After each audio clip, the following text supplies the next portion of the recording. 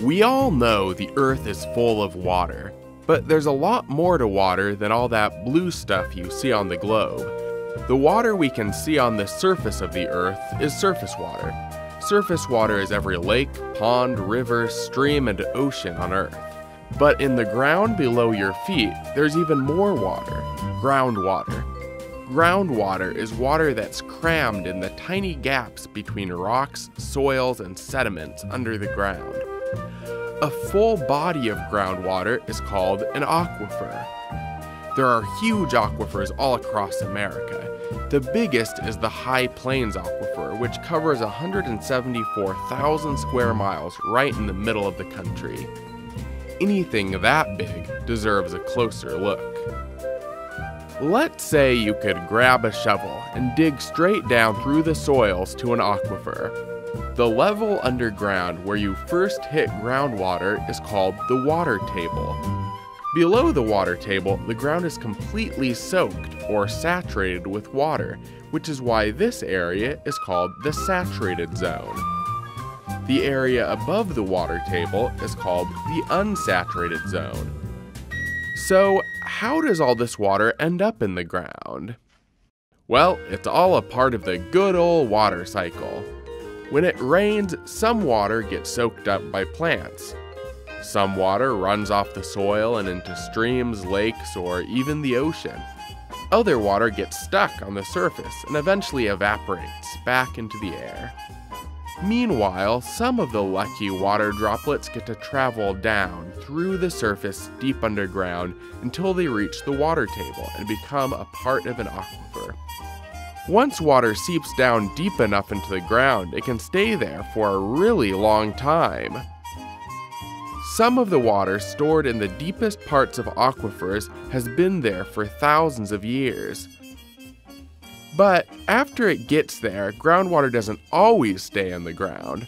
A lot of the water on the surface comes from aquifers. If the surface of the ground dips below the water table, groundwater flows out into the space, creating a body of surface water.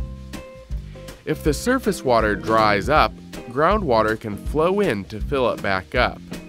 And if the water table in this area rises, so does the level of the surface water. Groundwater can also pour down a sloping surface, creating streams. Any place where groundwater flows out into the surface is called a spring.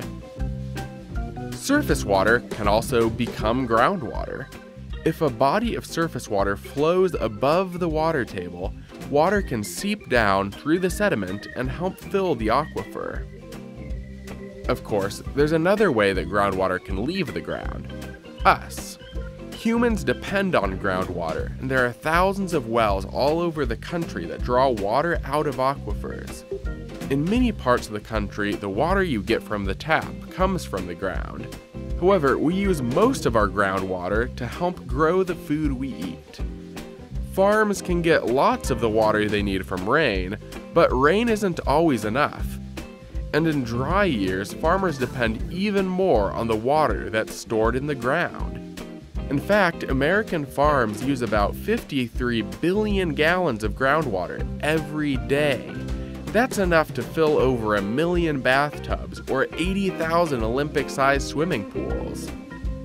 So, if we're using that much every day, can it run out? Well, yes and no. Remember, aquifers can be refilled by rainwater or surface water seeping in from rivers and streams, so there's usually more water on its way to replenish the aquifer. But if we use groundwater faster than the aquifers can refill, we could drain them dry.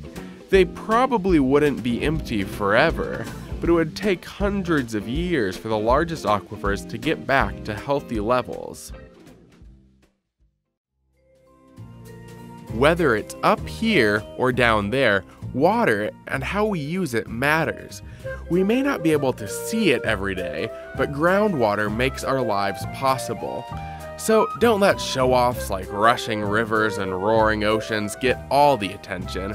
Those unseen aquifers below ground have been here longer than we have, and with a little love and care, they'll keep on taking care of us long into the future.